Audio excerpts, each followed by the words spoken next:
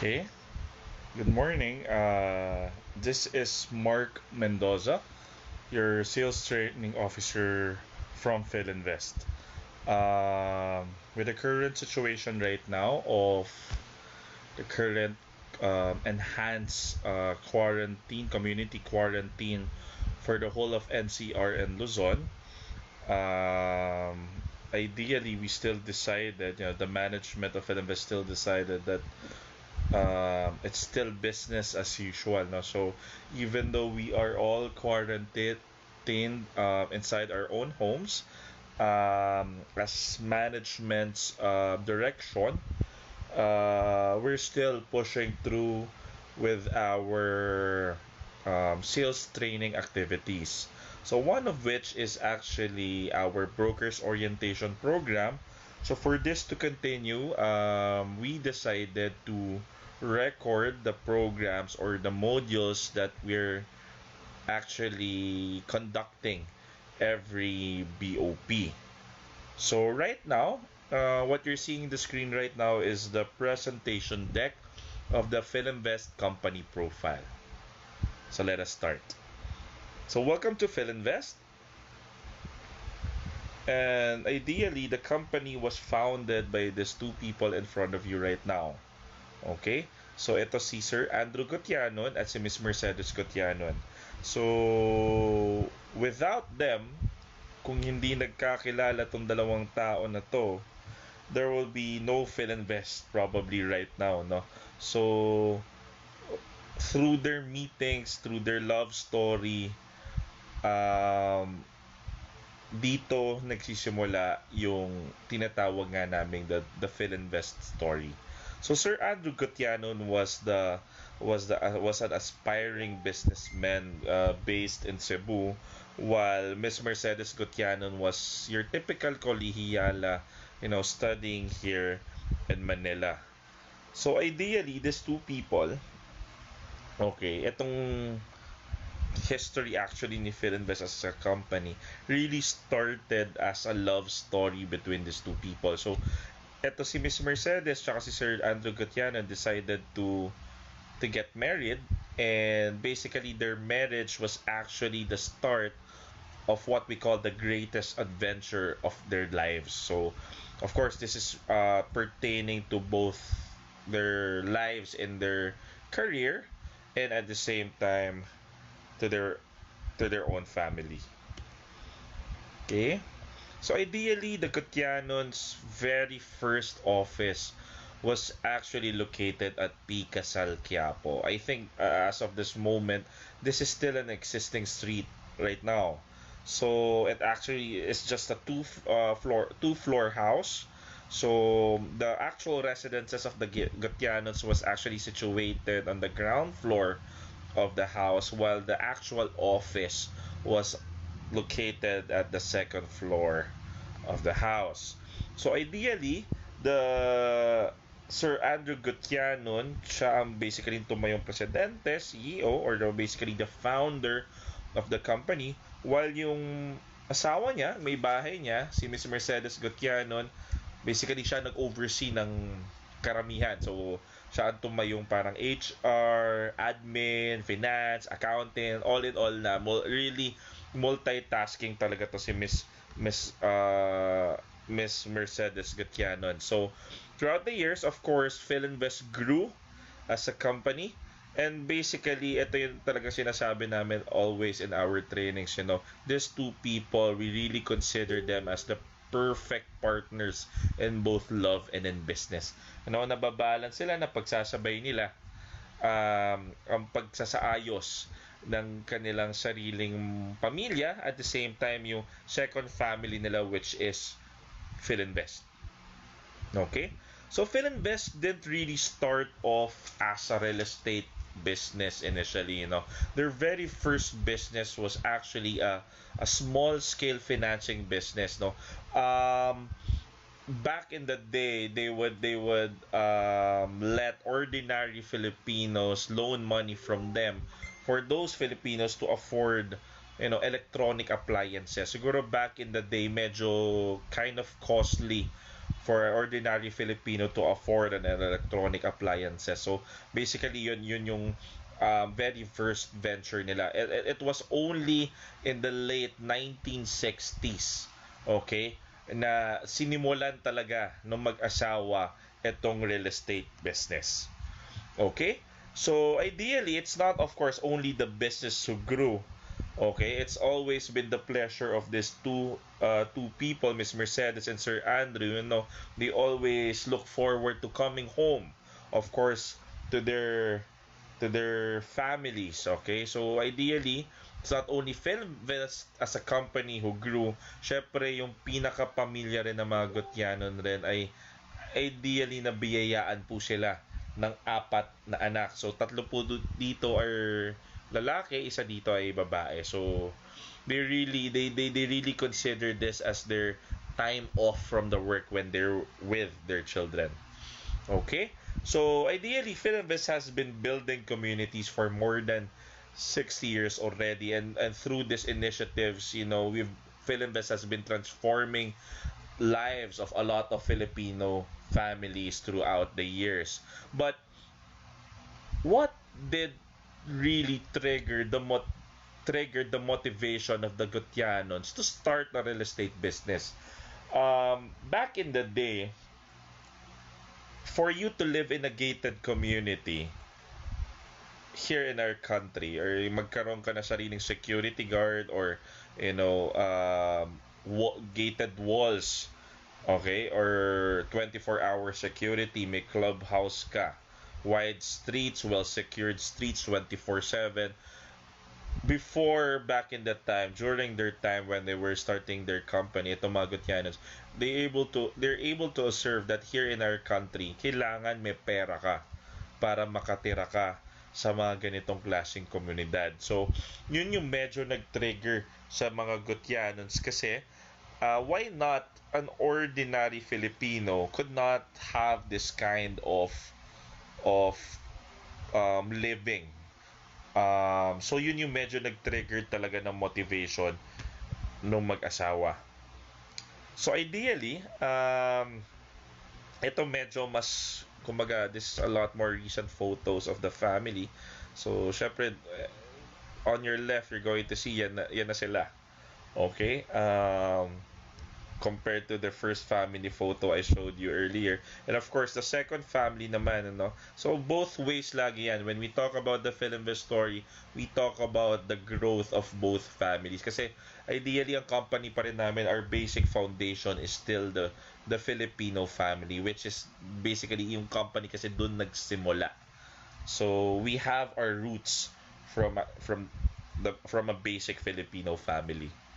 So ideally, here is a photo of the two people who started it all, Miss Mercedes and Sir Andrew Gutyanon, and they're really the perfect examples of lovers na kayang ipagsabay ang career and ang pag-ibig. You know, they're able to have this kind of legacy of love for both of their families, and at the same time for their second family, which is the company. So now, okay, let's move forward to more about the company aside from our history. So let's start first with Filinvest Development Corporation, or FDC. Basically, Filinvest Land Incorporated is one of the businesses under Filinvest Development Corporation. So FDC is actually one of the country's leading conglomerates. It's been registered in the Philippine Stock Exchange ever since 1982. And basically, what I'm showing you right now, though this statistics are still nung December 31, 2017, no? Or I'm just trying to show you here the asset value of our company. No, you're one of the most stable and stable real estate developers out there right now. We're not unlike other developers or mga startup developers out there na if you're able to launch a project, kailangan may minimum number of sales first bago mag-start ang construction. So dito, we're showing you the stability of our company as a developer. So this also serves us an assurance to our clients when they purchase a product here in Filinvest. So Filinvest Development Corporation, ideally, what you're seeing in the screen right now, here are the five major businesses that's being managed by the Filinvest Development Corporation. So ito yung tinatawag naming five business group. So ano yung mga venture na businesses ni FDC? So of course, kasama dyan ang property. Second is hospitality. Third is banking. Fourth is power. And at the same time, we also ventured into the sugar business. Let's start first with our banking business for FDC.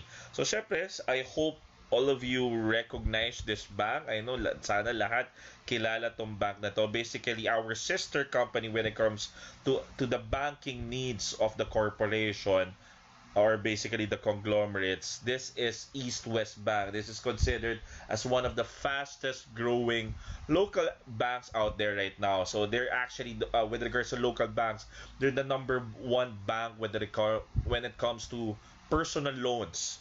So marami silang marami silang nabebentang produkto nila when it comes to personal loans. Number one dyan si East West. And hopefully you guys agree with me na throughout the years, East West Bank has been increasing the number of their branches and their visibility nationwide sa buong bansa. Actually, it's not just 446 branches right now. We're currently at 466 branches of East West nationwide. So, hopefully on your own towns, on your own neighborhood, on your own community, sana first on your mind meron kayong recognizable na malapit na East West Bank within your communities. So ideally, with regards to our ATMs, we're at around 579 ATMs nationwide. So we also ventured into the hospitality business. So ito yung hotel business ni Filinvest Development Corporation. Ang pangalan ng company natin dito is Chroma Hospitality. So basically, Chroma Hospitality is managing two brands of hotel. Ito yung Crimson and Quest Hotel natin. So currently, okay, we have 5 existing hotels. Actually, dapat 6 hotels na to. So just to, the one you're seeing in the screen right now, ito yung Crimson Resort and Spa in Mactan, Cebu. Crimson Resort and Spa in Boracay Island. Crimson Hotel, Filinvest City, Alabang. Ito yung pinaka-visible sa atin right now. Quest Hotel and Conference Center in Cebu. And Quest Hotel and Conference Center in Clark, Pampanga. And the sixth one is what we call the Fora Tagaytay. We have a hotel there at Tagaytay Rotonda that's also being managed by Quest Hotel. So yan, yun yung pang-anim naming hotel. So of course throughout the years, this hotels being managed by Filinvest has garnered several awards already for their operations. Ayan. So I just want to give emphasis lang sa isa sa mga newly opened na Crimson Resort and Spa Boracay Island by Filinvest, no. So this is actually again open at Boracay Island, pero ang maganda dito sa Crimson na to, it's not located at station 1, 2 or 3. It's on a completely different area of Boracay, which is, I think ang tawag nila right now is station 0. So I think this is the stretch of exclusive hotels in Boracay. So if you really want to have an exclusive and a private experience of the Boracay Island, I think Crimson would be a good place where you could actually stay and enjoy the island. Okay? So Filinvest also ventured into the power generation business.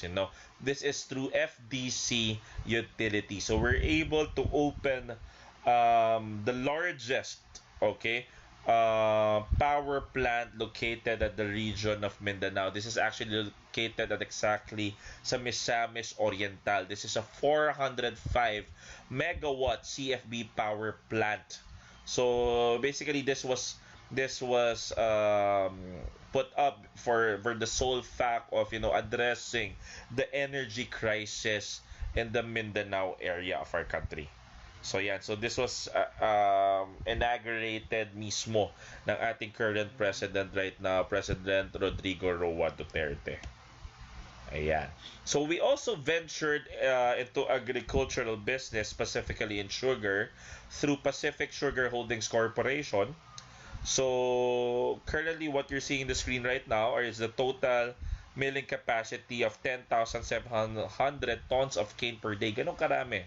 Total refining capacity of 12,000 bags per day. This we have a really big business when it comes to sugar. So this is actually located in North Cotabato and Davao del Sur.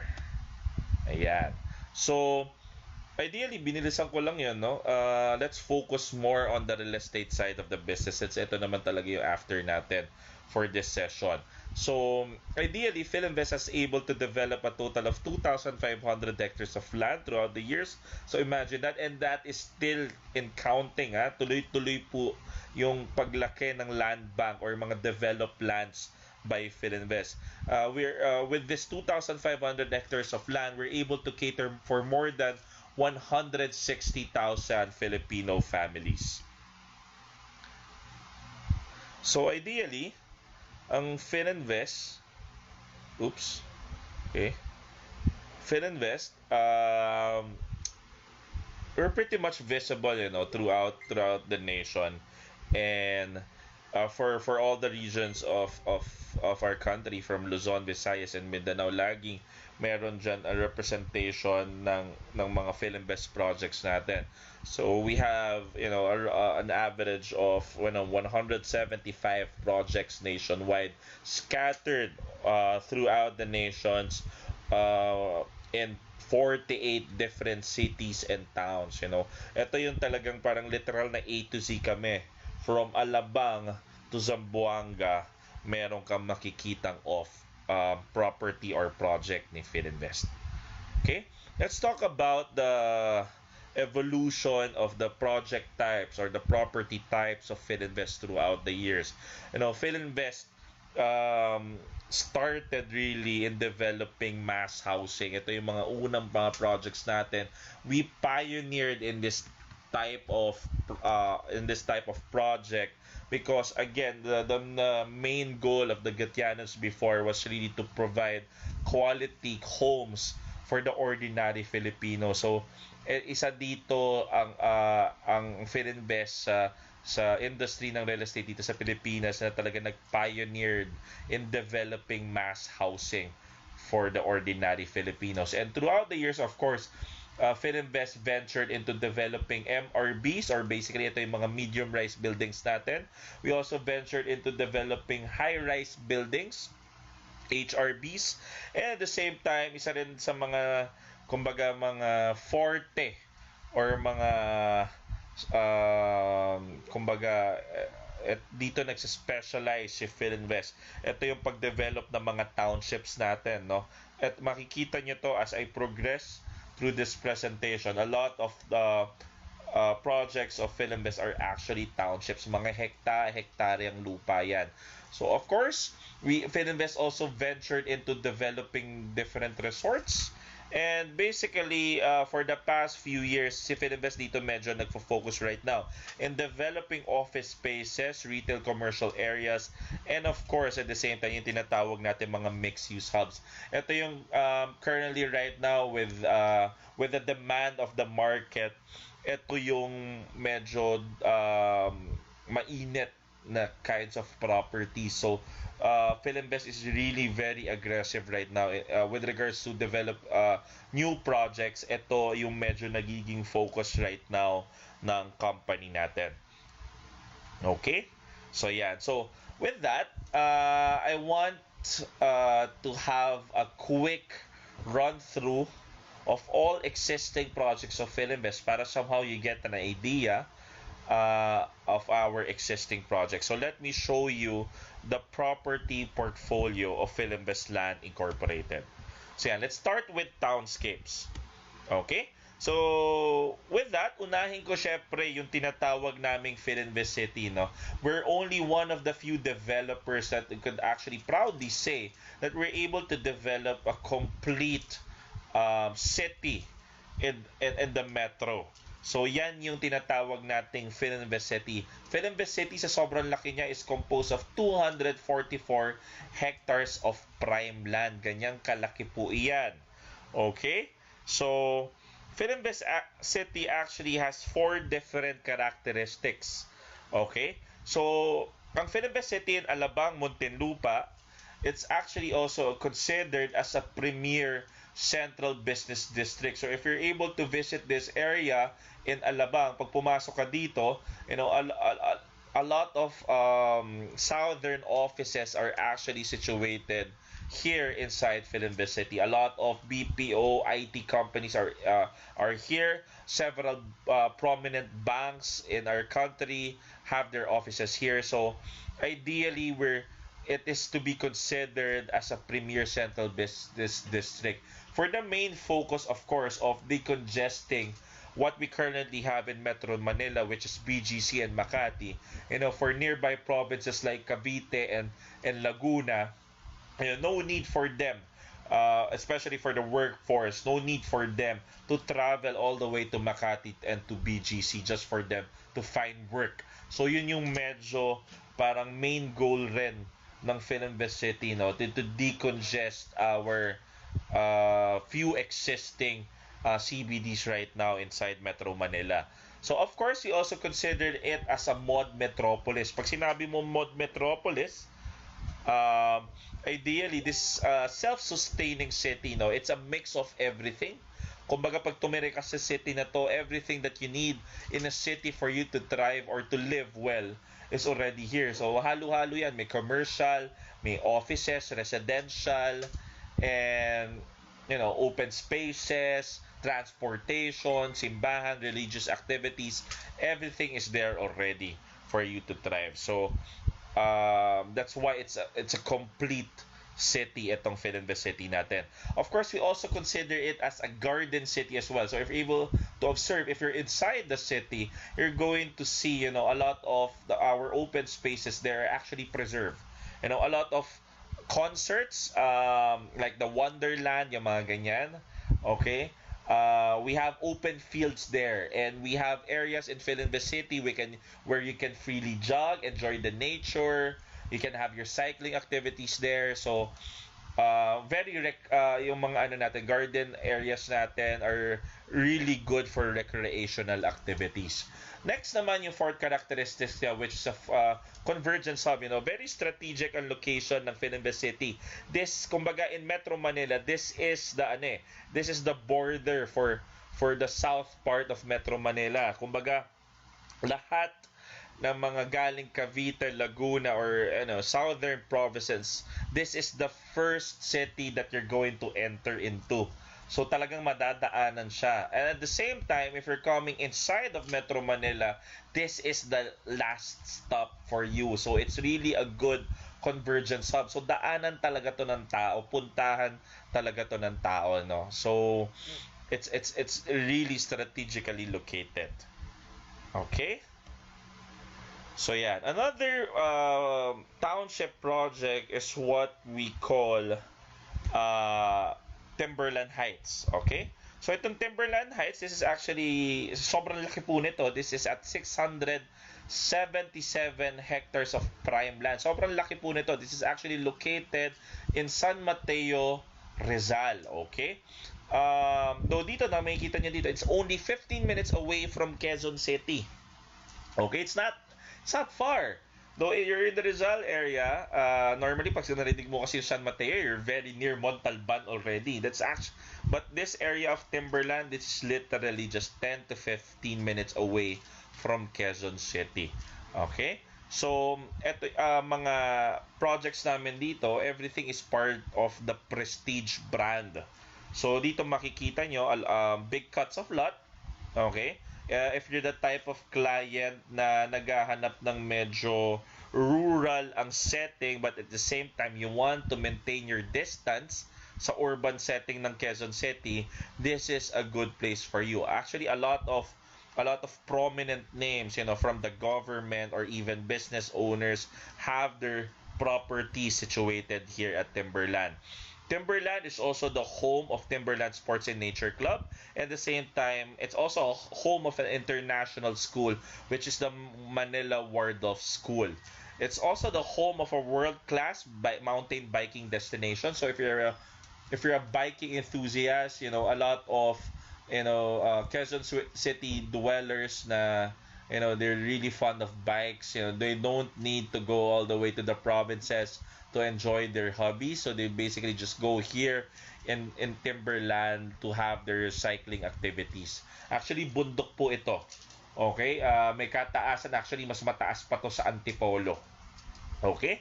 So, yeah. It also contains agri-tainment area which features model farms, a butterfly sanctuary, and several fitness trails. Okay? Inside it, ito mga different parts to ng Timberland. So, you have here an actual picture of the Timberland Sports and Nature Club. You have the newest phase of the Timberland Heights, which is the Glades. This is a future development atong St. John Paul II Church, and of course, the Timberland Eco Trail. Ayan. Okay? Now, this time, let's go to Cebu. Okay? Sa Cebu, ang project natin dyan is City de Mare. This is actually considered a 50-hectare project located in the seaside of Cebu.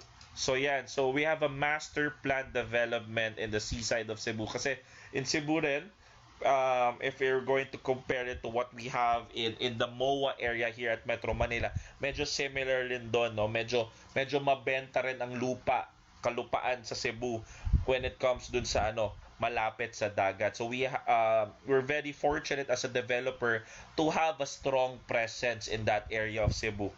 So yan yung City de Mare na project natin. We have another project or a township that, we call this Ciudad de Calamba. Okay?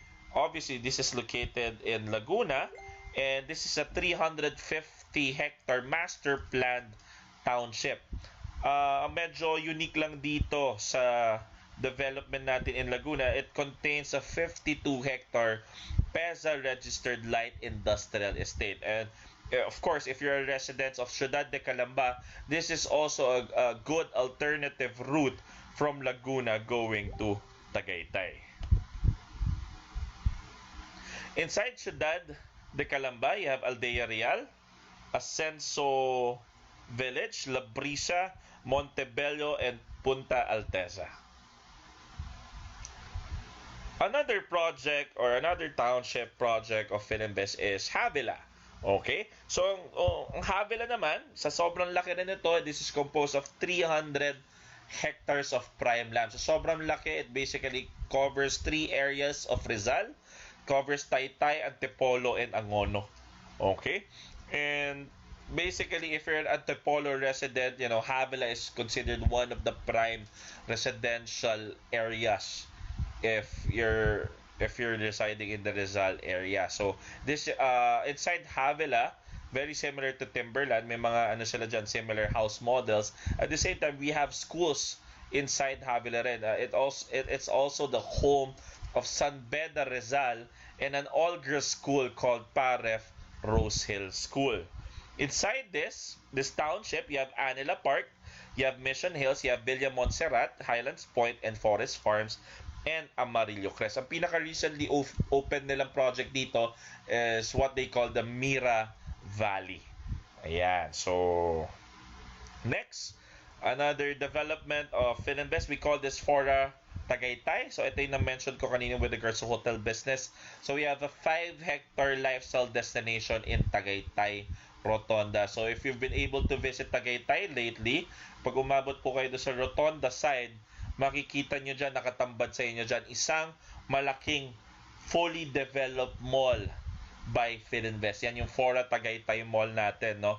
That's the first mall in the area of Tagaytay that actually contains a 4 working digital cinema, a department store that's basically being managed by Gaisanos, and of course several stores inside that mall. Sa likuran yan, ang binibenta talaga natin dyan are condo tel units. So if you're able to find a client that would want to have a worry-free income generation, kumbaga really a passive way of having an income, magandang mai-offer natin tong Fora Tagaytay. Okay, let's go to the offices. So offices, balik tayong Filinvest City. Isang part ng Filinvest City, we call it Northgate Cyber Zone. This is actually what we call parang BPO IT park sa loob ng Filinvest City. This is composed of 18.7 hectares, PESA registered IT park. This is also, we have our Alabang office also situated inside Northgate Cyber Zone. Ayan. Here are other office developments. We have one Filinvest. This is located in Ortigas. So ongoing ang construction yan. That's just right behind Crown Plaza. Somehow directly in front of Meralco's head office. So that's a high-rise development, Filinvest, and it's basically rumored as our next head office with regards to our operations. And the other two pictures you're seeing there is what we call the Filinvest Cyber Zone. We have one in the Bay Area, and of course we have another one in Cebu. Ayan. Okay? Another prominent figure na napatayo ni Filinvest is through a joint venture, of course, is this PBCom Tower, which is considered before as the tallest office building in the country because of its 8-level radio tower. Though we're not really affiliated with PBCom, isa tayo sa mga nagpatayo ng head office nila. Obviously, this is located in Ayala, Makati. Okay? Here are some mall and retail hubs. So, of course, how can we forget? So, pag sinabing South, ano ba ang kilalang mall sa South ever since the day or even during the past? Ito yung tinatawag nating Festival Alabang. So, festival, even during my childhood, has been there for the longest time. Yan talaga yung puntahan na mall. Even way back in the time pag taga-South ka, no? Ang maganda dito, since we're trying to keep up with the times, Festival Alabang underwent several expansions to, of course, alleviate itself to cater to a more demanding clients and mall goers. So it underwent a total of 8 hectares of total land expansion. So parang ano na yan, pag sa labas ng festival mall, may mga outdoor dining area ka na, may mga river features ka na, we added space for more foot traffic. Tapos we have invited there, we have a department store there, we had landmark directly connected to our building, so ideally much was really improved in our Festival Alabang Mall. So if you're in the south or if you're coming from the north, it would be really nice if you guys try to visit this mall. And let's go back to Cebu. So if you remember City de Mare as our project in Cebu, part of the City de Mare, yung 50 hectare na yon, 10 hectare nito yung tinatawag nating Il Corso. This is the waterfront lifestyle destination inside City de Mare. So basically itong Il Corso, this is an actual picture actually, na will feature a boardwalk, terraced beach, marina, bars and cafes, restaurants and retail outlets, and more. So basically it's like having a retail area or restaurants, bars, just in front of the sea. Okay, so talagang bayfront area siya. So napakaganda ng project na yan.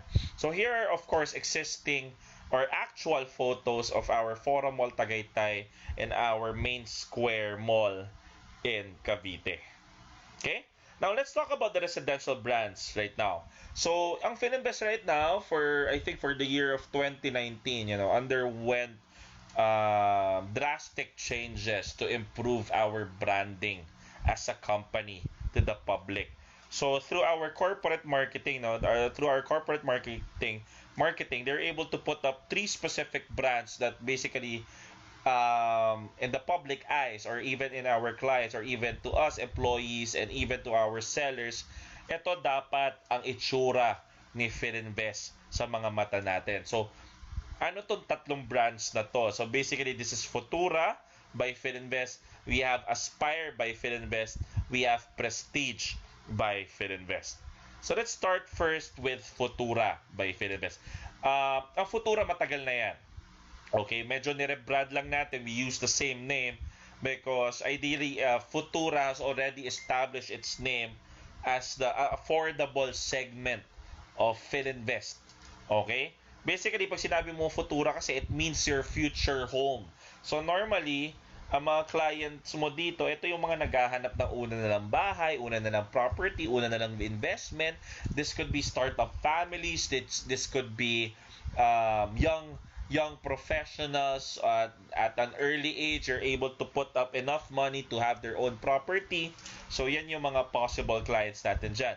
So with regards to the characteristics naman ng mga projects natin under Futura, ang consistent dyan, laging budget friendly ang mga projects natin for Futura. And at the same time, kahit budget friendly siya, we ensure the completeness of the amenities. We maintain that the project is safe and secured as much as possible. We put them at accessible locations. And of course, yung ever since na seal ni Futura, ito yung tinatawag natin buhos tibay seal, na we ensure that we don't just use substandard materials in putting up our affordable project. So may seal of quality pa rin kahit affordable yung project ni Filinvest. So to name some of our Futura projects, when it comes to our horizontal portfolio, we have Futura Homes in Zamboanga, you have Meridian Place in General Trias, Cavite, you have Amare Homes in Tanawan, Batangas, and of course you have Futura Homes in Iloilo. When it comes to our mid-rise communities, ito yung tinatawag naming spatial brand. Okay, pag sinabing spatial brand, automatic po yan, Futura po yan. These are affordable medium-rise condominiums.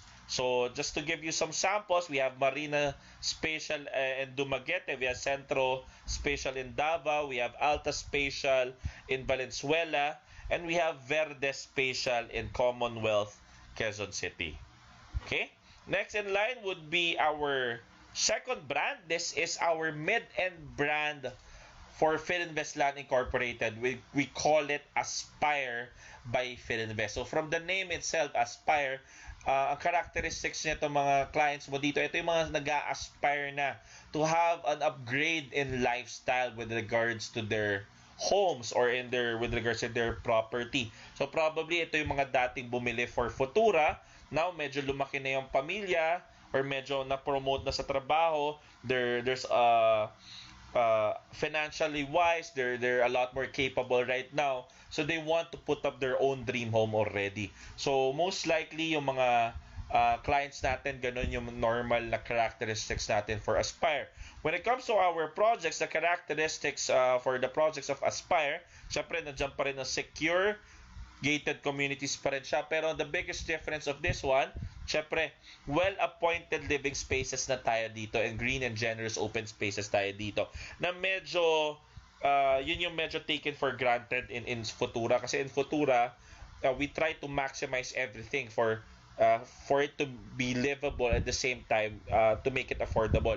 Ito, taken in account na talaga yung spaces kasi there's ito na yung mga kliyente natin that would be needing a lot more open spaces. Siguro mas malaki ang pamilya nila, mas malalaki na yung anak nila, nasa high school na. So they need the space for them is very important already. Ayan. So basically yan ang Aspire natin. So Aspire, to give you certain examples for the horizontal projects or horizontal portfolio, we have Princeton Heights in Bacoor, Cavite. We have Anila Park that's inside Havila, and of course we have Nusa Dua Farm Estate. Now, when it comes to medium-rise condominiums, kung ang Futura merong spatial ang Aspire merong Oasis series. So pag narinig nyo kagad yan, pag nakita nyo may Oasis sa katabi ng isang pangalan, that's an automatic Aspire project. These are mid-end, medium rise condominium. So just to give you some sample, we have Oasis Ortigas, we have Capri Oasis Pasig, we have one Oasis in Cebu, we have Panglao Oasis in Taguig. So they really, when you hear the PDs present Oasis projects, they really put emphasis on the open spaces of their amenities. Kasi kahit community of towers yan, for example, Sorrento Oasis has 19 buildings in total. Pero mapapansin nyo pag pumasok ka na Sorrento, hindi po masikip.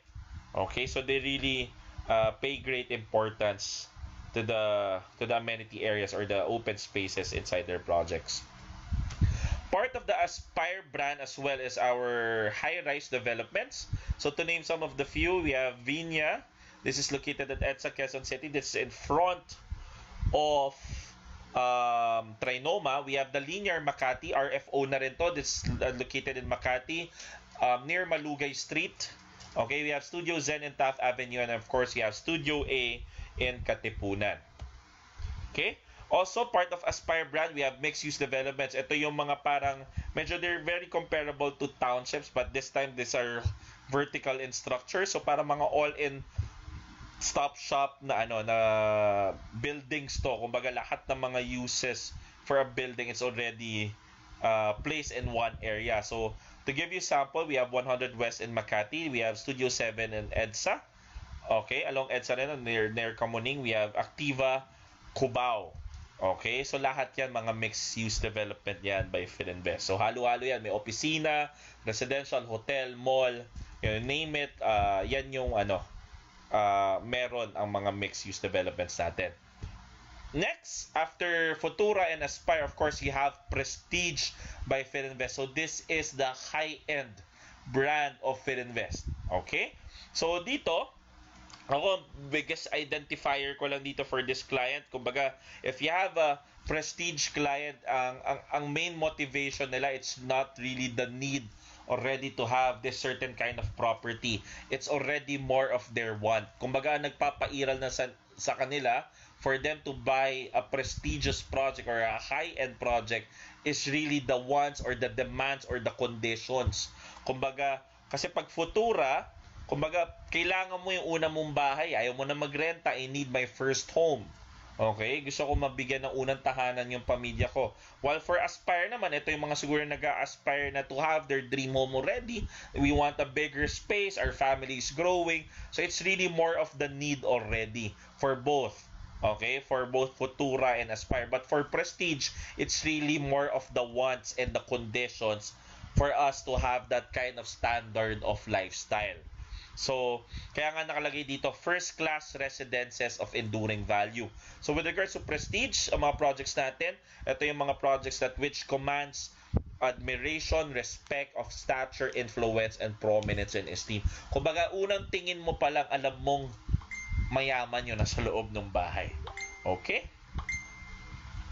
Ayan. So, just to give you sample projects inside Prestige brand, you have the Prominence that's located in Quezon City. You have the Peak in Havila. That's the highest point in the project of Havila. You have Layuna de Taal that's located at Talisay, Batangas. And of course, you have Kembali in Samal Island.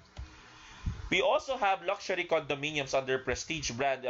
Ito yung mga The Signature and Fortune Hill. Ito yung mga finufungsoy na na project, catering for the Phil Chinese clients.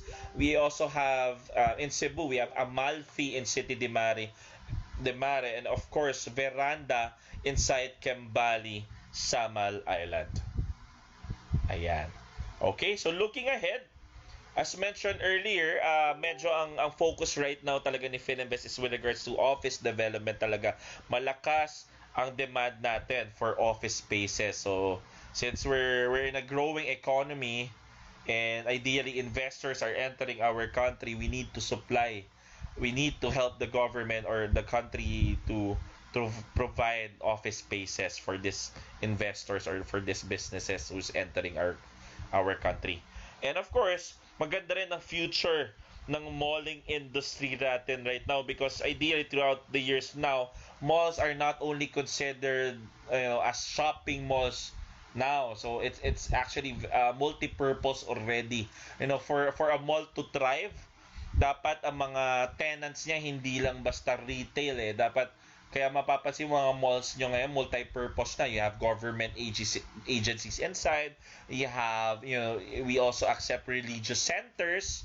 Diba? A lot of uses. Kumbaga talagang mga kumbaga kahit mahina bumenta ang retail because of online shopping, magta-thrive pa rin yung mga malls natin kasi malakas ang demand for a lot of businesses to have a space inside the mall. Ayan. Okay? So with regards to awards and citation, throughout the years, ito yung mga awards na nakuha ni Filinvest. For a lot more recent awards throughout the years, Filinvest also won second place and first place for Finance Asia for both 2014 and 2016 as Asia's Best Companies Mid-Cap category. And at the same time, during the 6th Asian Excellence Award, Filinvest Land Incorporated won as Asia's Best Investors Relation Company. Sorry. Okay? And of course, consistently part of what we call BCI Asia Top 10 Real Estate Developers. Consistent yan na Filinvest Land Incorporated and Filinvest Alabang Incorporated is consistently part of the top 10 real estate developers in our country. Okay? So if you're wondering of the 4 siblings, sino ang nagmana ng pinakamataas sa posisyon? Okay? So that would be the Unica Iha. So our current Filinvest Group President and CEO and Director, Miss Lourdes Josephine Gotianon Yap. She was actually just featured as one of most influential women with regards to achievement in business for the issue of Forbes Asia way back in the year of 2013. Okay? So these accolades inspire us even more to make every Filipino family's dream of owning a home a reality.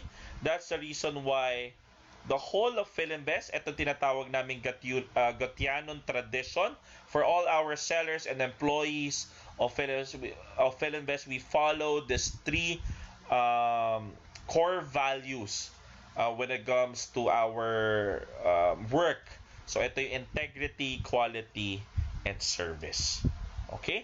So basically, that is the Filinvest company profile. So that is Filinvest. We build the Filipino dream. Thank you.